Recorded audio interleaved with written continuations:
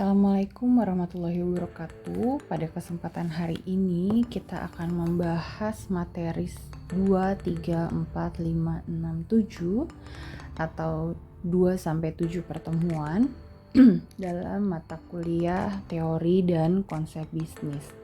Ke-6 teori itu, yang pertama lingkungan perusahaan, yang kedua bentuk-bentuk kepemilikan perusahaan, yang ketiga memahami tentang UMKM, yang keempat manajemen, yang kelima organisasi, dan yang keenam manajemen sumber daya manusia.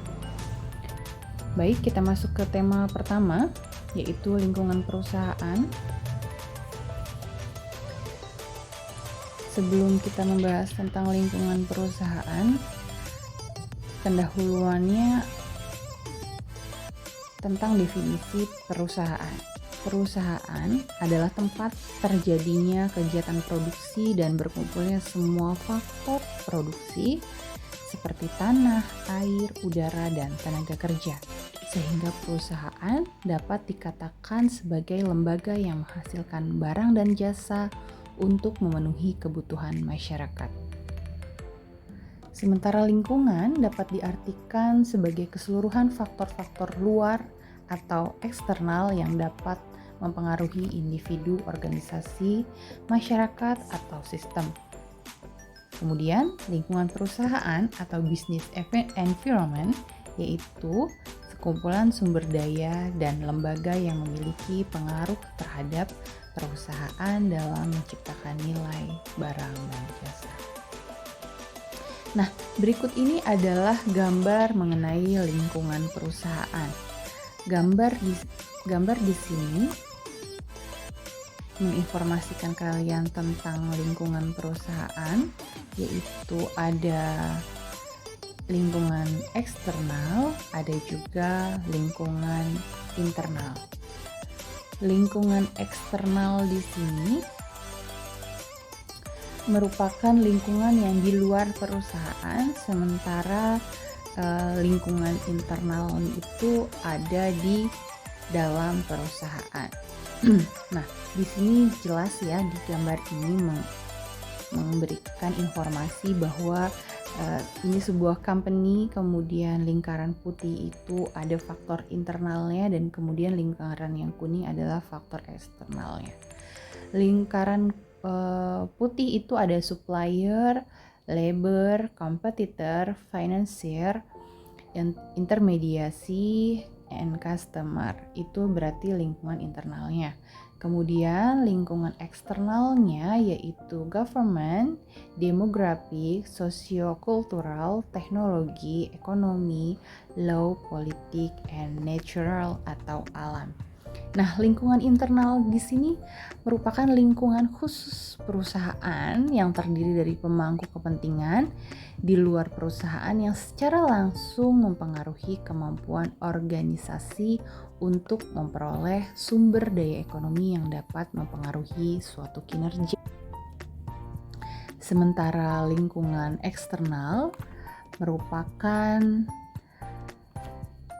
lingkungan yang umum yang meliputi beberapa faktor yang mempengaruhi keseluruhan kegiatan bisnis secara tidak langsung. Jadi apabila lingkungan internal itu dipengaruhinya secara langsung, kalau lingkungan eksternal itu tidak langsung.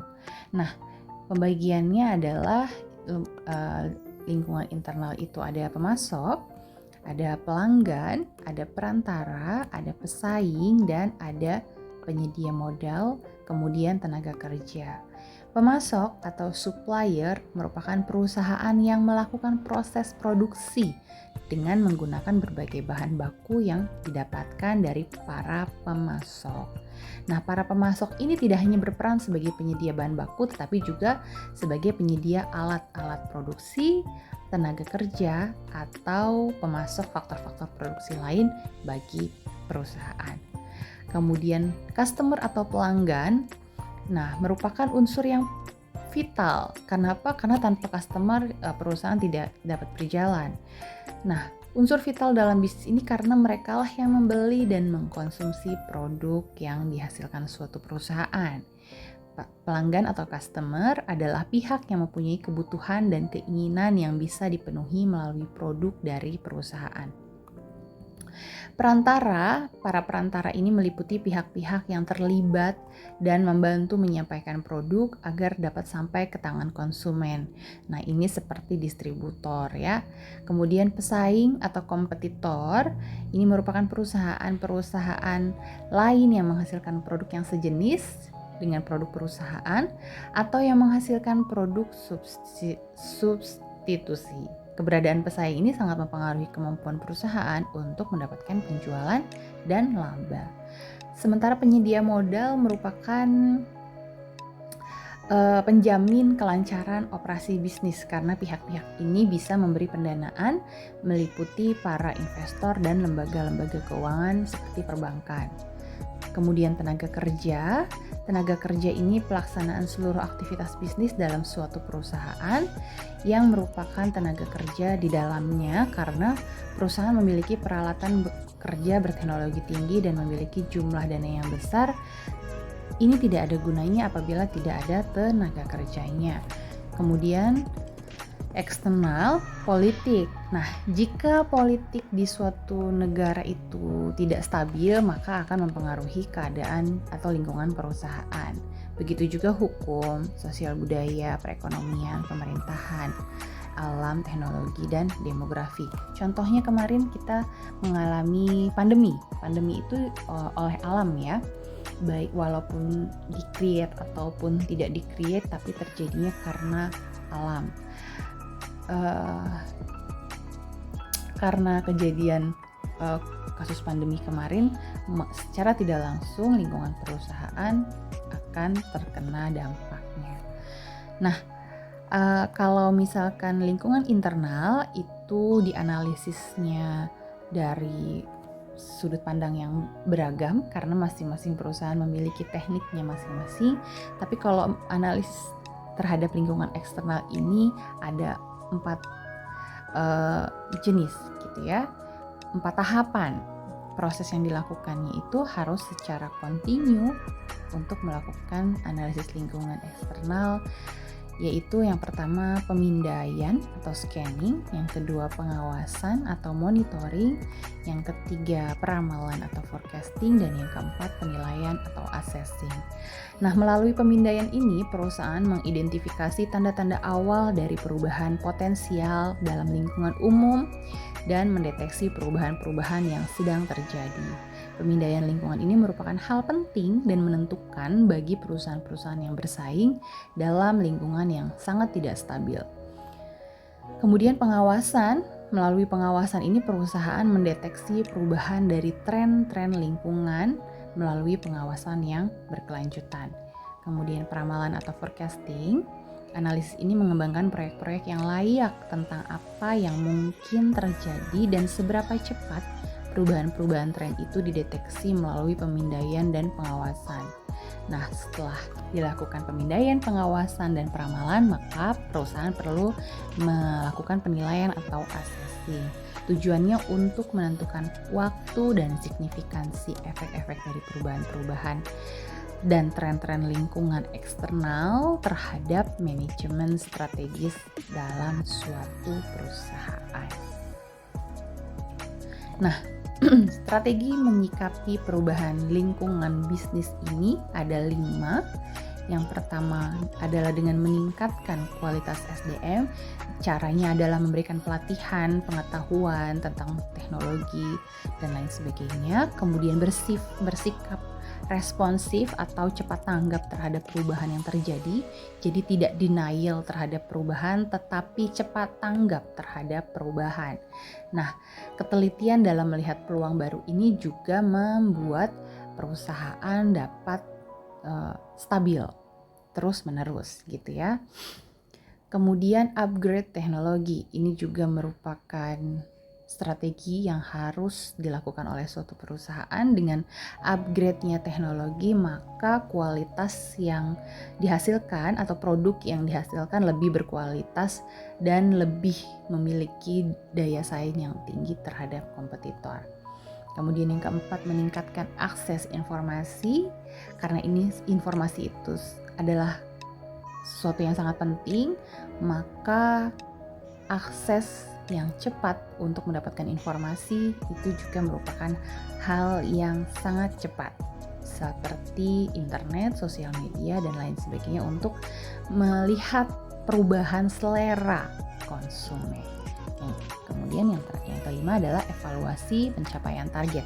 Jadi, evaluasi ini diperlukan untuk mengetahui bagaimana perkembangan bisnis yang sudah dijalani. Apakah sudah sesuai target atau kurang, atau perlu ditambahkan sesuatu, atau perlu perubahan lainnya. Seperti itu. Nah, jadi dalam bisnis juga ada etikanya. Etika bisnis ini merupakan cara-cara saat melakukan kegiatan bisnis yang mencakup semua aspek, baik itu berkaitan dengan individu, perusahaan, maupun masyarakat. Etika bisnis ini membangun dan membentuk nilai-nilai, norma, dan perilaku yang baik dalam berbisnis. Perilaku bisnis yang tidak etis dapat dicontohkan lewat beberapa hal berikut ini. Seperti kasus suap atau penyegokan. Ini juga merupakan bisnis yang tidak beretika. Kenapa? Karena jika dilakukannya terhadap suatu aparat, tentu akan mendapatkan suatu kemudahan. Tetapi kasus suap ini melanggar hukum atau melanggar etika. Kemudian tindakan pemaksaan, misalnya memaksa konsumen untuk membeli dari perusahaan tertentu, kemudian menyembunyikan informasi. Nah, ini tidak boleh ya. Jika kita mau menjual atau memamerkan suatu produk, itu juga tidak boleh menyembunyikan informasi. Apalagi pencurian. Pencurian ini juga tidak dibenarkan dalam bisnis karena tidak beretika dan diskriminasi yang tidak fair. Misalnya memberikan perlakuan yang berbeda pada beberapa pihak tanpa ada dasar yang jelas.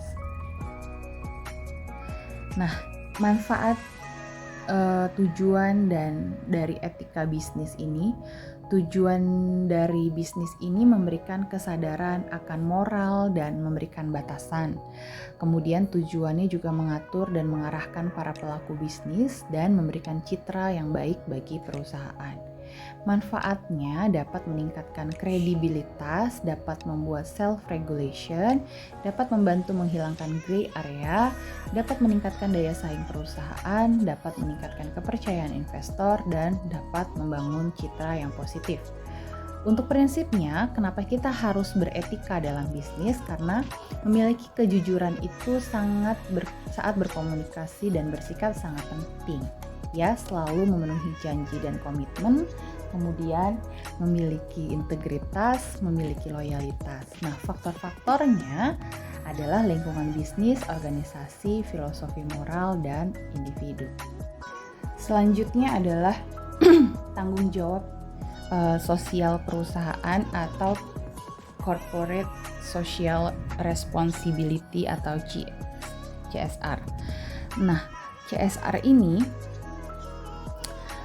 merupakan salah satu bagian dari strategi bisnis perusahaan dalam jangka panjang, karena CSR merupakan suatu konsep bahwa organisasi, khususnya perusahaan, memiliki suatu tanggung jawab pada konsumen, karyawan, pemegang saham, komunitas, dan lingkungan dalam segala aspek operasional perusahaan, seperti terhadap masalah-masalah yang terdampak pada lingkungan seperti polusi, limbah, keamanan produk, dan tenaga kerja. CSR tidak hanya terbatas pada konsep pemberian bantuan dana kepada lingkungan sosial, namun juga bagaimana perusahaan memperlakukan karyawannya dengan tidak diskriminatif, menjaga hubungan baik juga dengan pemasok. Tujuannya untuk meningkatkan citra perusahaan, untuk membebaskan akuntabilitas, dan sebagai perpanjangan dari pelaporan keuangan. Nah, implementasinya kepada karyawan, kepada konsumen, komunitas dan lingkungan, serta kesehatan dan keamanan. Alasan adanya CSR karena kebutuhan dan harapan masyarakat itu semakin berubah. Kebutuhan masyarakat ini semakin kritis dan peka terhadap produk yang akan dibelinya, sehingga perusahaan tidak bisa hanya merumuskan atau memusatkan perhatiannya untuk mendatangkan keuntungan semata. Kemudian terbatasnya sumber daya alam.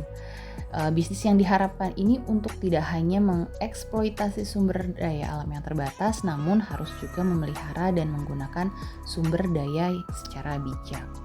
Lingkungan sosial yang lebih baik. Kenapa? Karena lingkungan sosial akan mendukung keberhasilan bisnis dalam waktu yang panjang.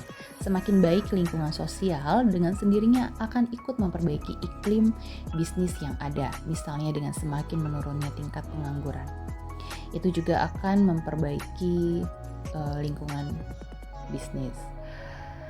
Perimbangan tanggung jawab dan kekuasaan. Kekuasaan yang terlalu besar jika tidak diimbangi dan dikontrol dengan tanggung jawab sosial akan menyebabkan bisnis menjadi kekuatan yang merusak masyarakat.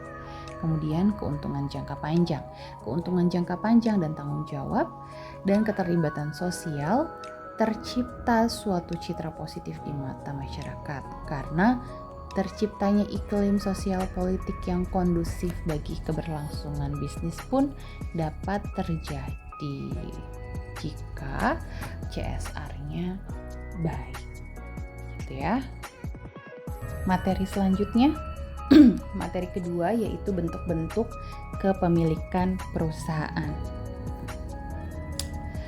Oke, nah ini adalah berbagai bentuk perusahaan atau badan usaha yang dapat dipilih untuk didirikan di Indonesia. Ya, sebelum saya sebutkan hal tersebut, saya juga ingin menjelaskan sedikit tentang pendahuluannya, karena salah satu hal penting yang harus menjadi perhatian para pelaku bisnis adalah menentukan bagaimana caranya menjalankan berbagai aktivitas dalam bisnisnya secara optimal. Terutama jika bisnis sudah tidak lagi hanya berupa ide, tetapi telah menjadi suatu aktivitas yang mengalami pertumbuhan dan perkembangan dari waktu ke waktu. Sesuai dengan sistem ekonomi yang dianut negara Republik Indonesia, dapat terlihat bahwa masyarakat luas diberikan kebebasan untuk memasuki bidang bisnis tertentu dengan mendirikan berbagai bentuk perusahaan swasta. Sementara itu, dalam bidang-bidang bisnis tertentu yang hanya diperkirakan bersifat vital dan terkait dengan hajat hidup keseluruhan masyarakat, dibentuk pula berbagai jenis perusahaan atau badan usaha yang memiliki serta dikendalikan oleh pemerintah. Tapi tidak semua perusahaan itu dikendalikan oleh pemerintah. Maksudnya tidak semua perusahaan itu milik pemerintah, tapi semua perusahaan itu harus disetujui oleh pemerintah. Kenapa? Karena pakai aturan, ya, pendiriannya pakai aturan. Nah, antara lain bentuk-bentuk perusahaan ini ada perusahaan perseorangan, ada firma, ada perseroan komanditer, ada perseroan terbatas, ada badan usaha milik negara seperti persero, perum, perjan, ada badan usaha milik daerah, ada koperasi, yayasan, dan penggabungan usaha.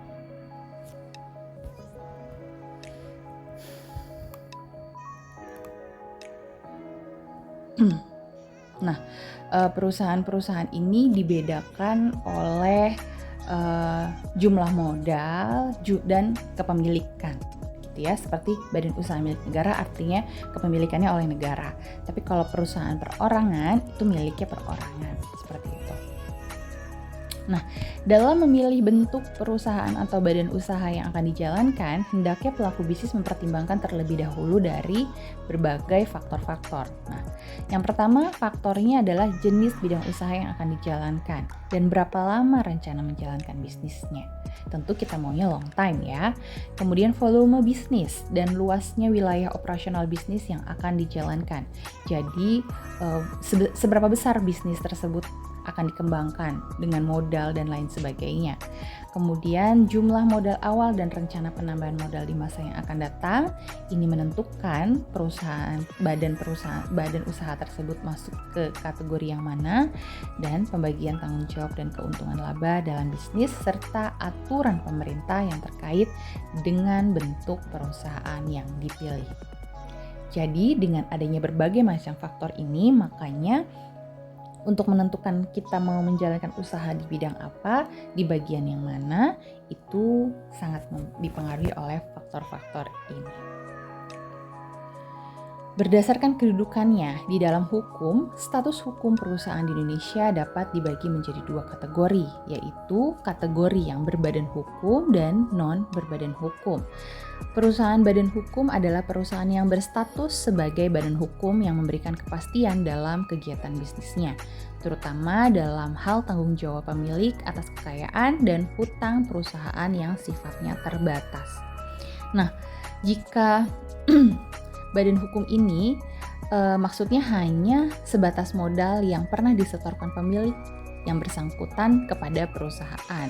Harta pemilik dan harta perusahaan dianggap terpisah. Contohnya, perusahaan yang berstatus berbadan hukum misalnya adalah perseroan terbatas.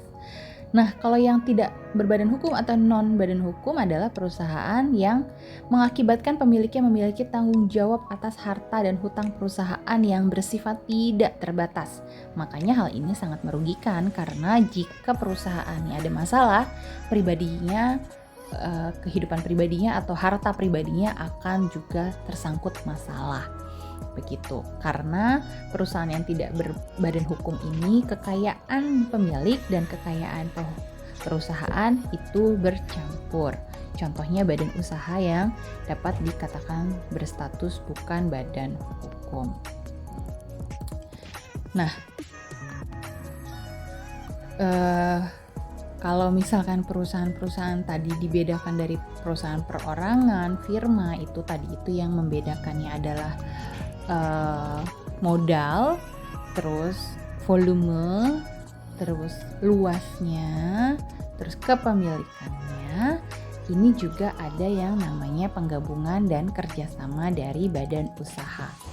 Dalam usaha meningkatkan aktivitas bisnisnya, perusahaan dapat membentuk kerjasama ataupun penggabungan usaha dengan perusahaan-perusahaan lainnya. Kerjasama atau penggabungan usaha tersebut dapat terlihat dari beberapa bentuk perusahaan. Yang pertama joint venture, yang kedua trust, yang ketiga holding company, yang keempat sindikat, dan yang kelima kartel. Joint venture merupakan bentuk kerjasama antara beberapa perusahaan. Biasanya berasal dari beberapa negara yang memodali berdirinya suatu perusahaan baru di suatu negara tertentu. Nah, modal perusahaan joint venture ini berupa saham yang berasal dari beberapa perusahaan pendiri. Perusahaan pendiri ini tetap eksis dan terus melanjutkan kegiatan bisnisnya. Kalau trust merupakan hasil dari penggabungan beberapa perusahaan menjadi satu perusahaan, di mana masing-masing perusahaan yang bergabung meleburkan diri menjadi fusi, kemudian hasil penggabungan ini merupakan perusahaan yang memiliki atau menjadi perusahaan yang memiliki modal lebih besar. Nah, kalau holding company ini merupakan suatu bentuk perusahaan yang memiliki kemampuan finansial atau pemodalan yang kuat sehingga dapat menggunakannya untuk membeli saham-saham perusahaan lainnya. Nah, kalau sindikat merupakan kerjasama antara beberapa pihak atau orang untuk melaksanakan suatu proyek khusus di bawah suatu perjanjian tertentu. Apabila proyek khusus tersebut telah selesai dilaksanakan, maka kerjasama atau sindikat ini pun dapat diakhiri. Jadi sindikat ini tidak terikat, ya, hanya terikat pada perjanjian-perjanjian atau dalam waktu tertentu.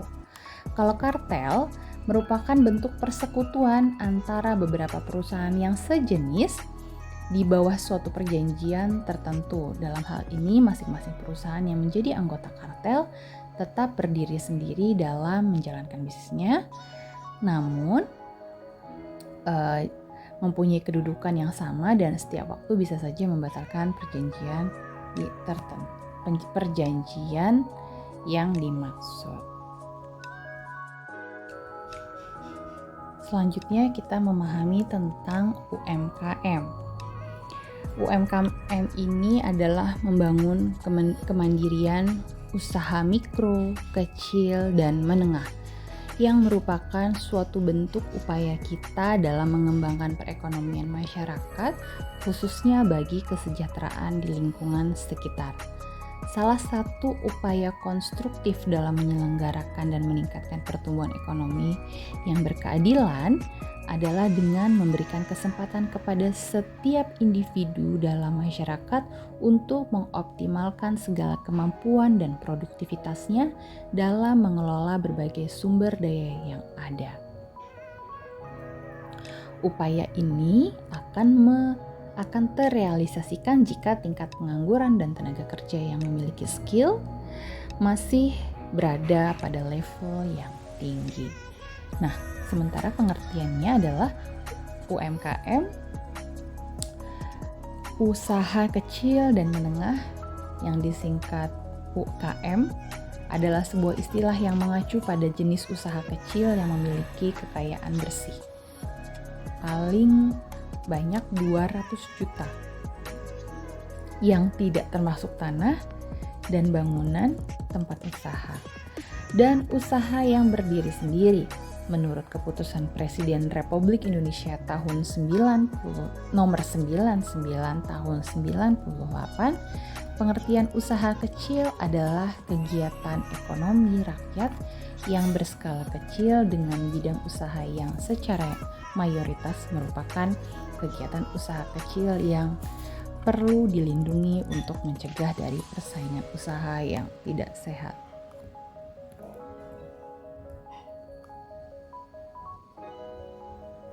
Nah, selain itu, kita mulai dari membahas apa itu UMKM. UMKM adalah usaha mikro, kecil, dan menengah. Usaha mikro sebagaimana yang dimaksud menurut keputusan Menteri Keuangan tahun nomor 40 tahun 2003, yaitu usaha produktif milik keluarga atau perorangan warga negara Indonesia dan memiliki hasil penjualan paling banyak 100 juta rupiah per tahun.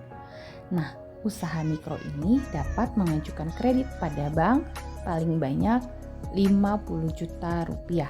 Jadi, jika kalian memiliki sebuah usaha, paling banyak usaha itu menghasilkan keuntungan atau hasil penjualan sebesar 100 juta rupiah per tahun ya, bukan per bulan, maka namanya adalah usaha atau mikro ya, usaha mikro.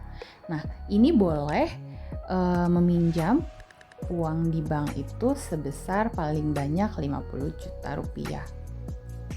Jadi usaha mikro itu punya ciri-ciri. Ciri-cirinya adalah barang atau komoditi usahanya tidak tetap, bisa diganti kapanpun gitu ya. Misalkan hari ini pengen bisnis makanan kering, terus 2 bulan lagi ternyata makanan kering ngebosenin jadi makanan basah, atau setelah makanan basah nggak efektif karena cepat basi, kalau nggak habis jadilah usaha clothing, baju dan lain sebagainya. Itu ciri-ciri usaha mikro. Kemudian tempat usahanya juga tidak menetap, bisa berpindah. Jadi kayak misalkan usahanya mau pakai mobil atau usahanya by phone atau dan lain sebagainya, yang tidak punya tempat yang tetap, itu juga merupakan ciri-ciri dari usaha mikro. Kemudian belum melakukan administrasi keuangan yang sederhana dan tidak memisahkan keuangan keluarga dengan keuangan usaha. Nah, misalkan nih kita punya usaha jual beli gorengan apa gitu ya, tapi itu kita kelola sendiri dari uang belanja dan lain sebagainya, dari uang jajan dan sebagainya. Terus modalnya nyampur sama uang belanja, keuntungannya nyampur gitu ya. Itu juga ciri-ciri dari usaha mikro. Sumber daya manusianya belum memiliki jiwa wirausaha yang memadai. Jadi belum terlalu fokus atau concern terhadap suatu usahanya. Tidak tingkat pendidikannya relatif sangat rendah. Kemudian umumnya belum akses kepada perbankan, namun sebagian dari mereka sudah bisa akses ke lembaga keuangan non-bank kayak koperasi, BMT, dan lain sebagainya. Umumnya tidak memiliki izin usaha atau persyaratan legalitas seperti NPWP. Contoh usaha mikro ini seperti usaha tani, pemilik dan penggarap, kemudian perorangan, peternak, nelayan, dan pembudidaya. Kemudian industri makanan dan minuman, industri mebel, pengolahan kayu dan rotan, industri pandai besi, pembuatan alat-alat, kemudian usaha perdagangan seperti kaki lima, peternak ayam, itik, dan perikanan, kemudian usaha jasa-jasa seperti perbengkelan, salon, ojek, dan penjahit. Ini masuk ke dalam kategori dari usaha mikro. Nah, dilihat dari kepentingan perbankan, usaha mikro ini adalah satu segmen pasar yang cukup potensial untuk dilayani dalam upaya meningkatkan fungsi intermediasinya. Karena usaha mikro mempunyai karakteristik positif dan unik yang tidak selalu dimiliki oleh usaha non-mikro. Contohnya antara lain, perusahaan itu perputaran usaha atau turnovernya cukup tinggi, yaitu kemampuan menyerap dana yang mahal, dan dalam situasi krisis ekonomi, kegiatan usaha ini masih tetap berjalan bahkan terus berkembang. Gitu ya. Kemudian tidak sensitif terhadap suku bunga. Kenapa tidak sensitif terhadap suku bunga? Karena perusahaan mikro tidak bisa menjangkau bank, belum bisa menjangkau bank, gitu ya. Kemudian tetap berkembang walau dalam situasi krisis ekonomi dan moneter. Pada umumnya berkarakter jujur, ulet, lugu, dan dapat menerima bimbingan asal dilakukan dengan pendekatan yang tepat. Kemudian tanpa disadari bahwa masih banyak usaha mikro yang sulit memperoleh layanan kredit perbankan karena berbagai kendala baik sisi usaha mikro maupun sisi perbankan sendiri, karena tidak adanya pelaporan keuangan yang jelas atau keuangan pribadi dan keuangan perusahaannya masih mencampur menjadi satu, seperti itu. Kemudian setelah mikro, maka ada juga usaha kecil. Kalau mikro tadi itu kekayaan bersihnya tidak lebih atau paling banyak 100 juta. Kalau yang disebut usaha kecil itu kekayaannya tidak lebih atau paling banyak sebesar 200 juta per tahun. Tidak termasuk tanah dan bangunan. Oke.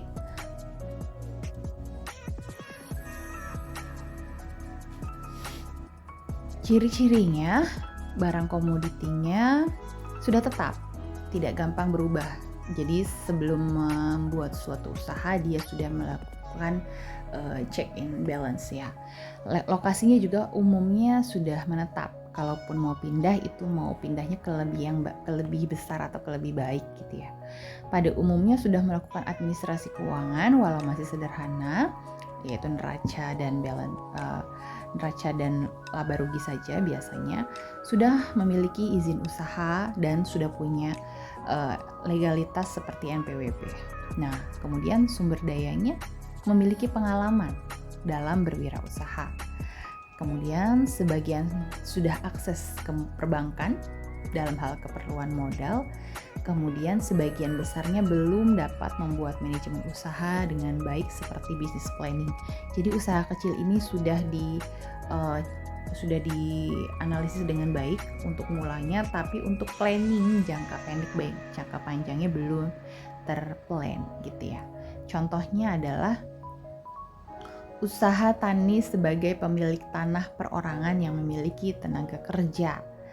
Kemudian pedagang di pasar, grosiran, dan pedagang pengumpul lainnya. Pengrajin industri makanan dan minuman yang besar gitu ya. Kemudian koperasi berskala kecil. Selanjutnya, karena UMKM, usaha kecil, usaha mikro, kecil, dan menengah, jenis usaha yang terakhir yaitu usaha menengah yang kriteria kekayaan usaha bersihnya lebih besar dari 200 juta sampai paling banyak 10 miliar.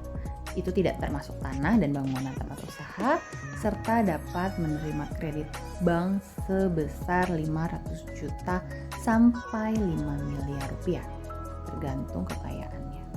Oke, ciri-cirinya umumnya telah memiliki manajemen dan organisasi yang lebih baik, lebih teratur, bahkan lebih modern dengan pembagian tugas yang jelas. Kemudian telah melakukan manajemen keuangan yang menerapkan sistem akuntansi teratur sehingga memudahkan untuk auditing dan penilaian ataupun untuk pemeriksaan termasuk oleh perbankan. Kemudian telah melakukan aturan atau pengelolaan dan organisasi perburuhan, telah ada jam sostek dan pemeliharaan kesehatan. Sudah memiliki segala persyaratan legalitas. Sudah akses kepada sumber-sumber pendanaan dan pada umumnya telah memiliki sumber daya manusia yang terlatih dan terdidik untuk bisnis plan. Ya, contoh-contohnya ada di sini, termasuk usaha industri makanan. Oke. Nah, tapi di UMKM juga ada masalah ya, mau yang mikro, kecil, baik ataupun menengah. Seperti kurangnya modal, SDM yang terbatas, dan lemahnya jaringan penetrasi pasar usaha kecil. Kalau di eksternalnya, contohnya seperti iklim usaha, terbatasnya sarana dan prasarana usaha, implikasi otonomi daerah, implikasi perdagangan bebas, sifat produk dengan lifetime-nya yang pendek, terbatasnya akses pasar, dan pengembangannya. Baik, selanjutnya adalah materi manajemen, yaitu materi yang berkaitan tentang manajemen di suatu perusahaan atau suatu usaha gitu ya. Karena bisnis itu merupakan suatu atau sebuah aktivitas yang di dalamnya terdapat lebih dari satu pekerjaan yang perlu dilakukan secara bersama-sama. Pelaksanaan pelayanannya kepada konsumen akan bersamaan dengan pembuatan produknya, bersamaan dengan perhitungan gaji pegawainya, bersamaan dengan pelaporan keuangannya, dan juga dengan pekerjaan-pekerjaan lainnya. Makanya, perusahaan atau suatu bisnis memerlukan sistem manajemen. Pengertian manajemen menurut Mary Parker-Fold menyatakan bahwa manajemen adalah sebuah seni dalam menyelesaikan permasalahan atau pekerjaan dengan bantuan tangan orang lain. Menurut James Porter, lebih lengkap menyatakan bahwa manajemen itu merupakan serangkaian proses pekerjaan yang saling berurutan yang bermula dari perencanaan, pengorganisasian, pengarahan, dan pengendalian agar tercapainya sebuah kondisi efektif dan efisien. Fungsinya adalah planning, organizing, leading, dan controlling. Atau leading ini bisa diganti menjadi action. Ya, biasanya fungsi dari manajemen itu singkatannya POAK, ya, planning, organizing, action, acting, action, and controlling. Nah, planning ini merupakan suatu perencanaan yang merupakan fungsi dari yang esensial dari manajemen. Karena pelaksanaan fungsi pengorganisasian ini, pemimpin dan pengendalian dalam organisasi dapat berjalan setelah terlebih dahulu dibuat perencanaan yang akan memberikan tujuan dan arahan dari organisasi. Perencanaan akan menentukan hal-hal atau tindakan-tindakan yang perlu dilakukan oleh bisnis untuk mencapainya. Perencanaan adalah sebuah proses menentukan tujuan perusahaan dan mengembangkan strategi untuk mencapai tujuan. Proses perencanaan itu melibatkan 5 langkah. Yang pertama, menetapkan tujuan suatu perusahaan, kemudian identifikasi gap, kemudian pengembangan rencana, implementasi dari perencanaan, dan pemantauan serta penilaian efektivitas dari perencanaan. Kalau organizing ini Banyak pakar yang berpendapat bahwa perorganisasian merupakan fungsi yang paling penting juga dalam manajemen karena kemampuannya untuk mempengaruhi keberhasilan suatu perusahaan. Nah, dalam pembuatan organisasi yang baik itu perlu melalui 5 tahapan. Yang pertama, division of work, yaitu mengidentifikasi dan pembagian kerja yang harus dilakukan agar mencapai rencana yang telah ditentukan. Kemudian departmentation, yaitu pengkelompokan pekerjaan-pekerjaan yang memiliki kemiripan dalam satu departemen. Yang ketiga itu link departemen, yang menghubungkan departemen-departemen sehingga departemen-departemen tersebut dapat beroperasi secara terkoordinasi. Kemudian assigning duties, yang memberikan wewenang dalam tanggung jawab kepada karyawan berdasarkan keterampilan dan kemampuan mereka. Kemudian yang terakhir, yang kelima adalah defining hierarchical structure, yaitu setiap karyawan harus mengetahui kepada siapa dirinya harus menerima perintah dan siapa dirinya harus melaporkan hasil pekerjaannya. Nah, yang keempat, leading atau action, yang merupakan pengarahan akan melibatkan interaksi antara manajer dan bawahan. Nah, ini ada motivasi intrinsik dan motivasi ekstrinsik, karena manajer ini harus melakukan motivasi untuk membuat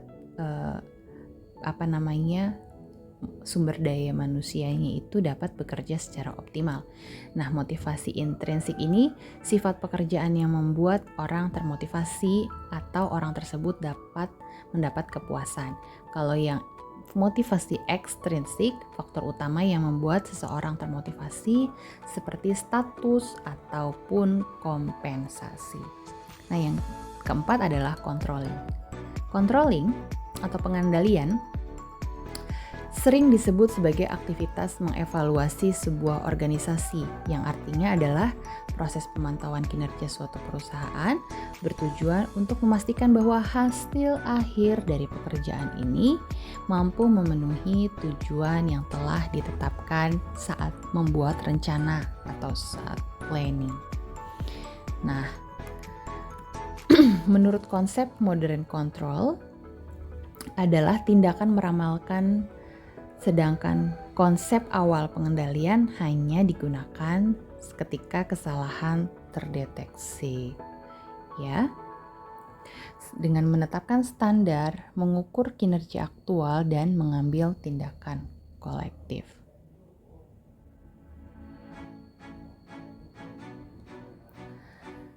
Kemudian kita bicara tentang manajer. Manajer ini merupakan fungsi yang vital juga pada manajemen, karena manajer ini adalah orang yang menjalankan fungsi dari manajemen tersebut,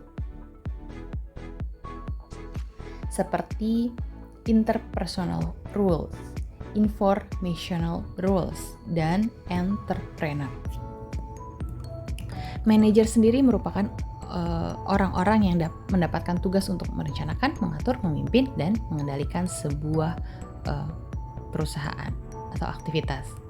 Nah, menurut Henry Mintzberg, memberikan gambaran terkait peranan-peranan yang dilakukan oleh seorang manajer. Nah, interpersonal rules ini, manajer bertugas untuk memberikan arahan dan pengawasan atas karyawan. Kalau informational rules ini bertugas untuk mendapatkan dan mendistribusikan informasi dalam proses pengelolaan organisasi. Kalau entrepreneur, manajer bertugas untuk mengambil keputusan untuk sebuah proyek atau program yang akan dilaksanakan oleh perusahaan. Nah, hierarkinya, manajer ini juga ada 3 tingkatan. Yang pertama manajer puncak, yang kedua manajer menengah, dan yang ketiga manajer lini pertama. Nah, semakin puncak atau semakin top dalam levelnya, manajer ini semakin sedikit dan fungsinya pun semakin sedikit. ya. Kalau manajer lini pertama itu ada manajer marketing, manajer keuangan, manajer operasional, manajer SDM, manajer administrasi, dan lain sebagainya. Kalau manajer yang middle itu manajemen yang merupakan kelompok terbesar di sebagian besar organisasi. Bertanggung jawabnya untuk mengimplementasikan keputusan yang dibuat oleh manajer puncak, serta membawahi dan mengarahkan kegiatan-kegiatan para lini operasional. Kalau manajemen puncak adalah kelompok eksekutif yang relatif kecil, yang mengelola keseluruhan organisasi, serta bertanggung jawab atas kinerja dan pencapaian perusahaan secara keseluruhan. Kalau manajer lini pertama,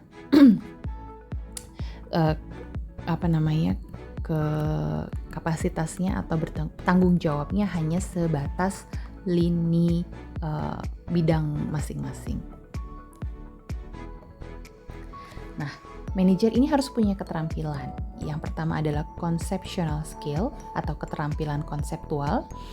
Yang kedua, humanity skill atau keterampilan yang berhubungan dengan orang lain, dan technical skill atau keterampilan secara teknis.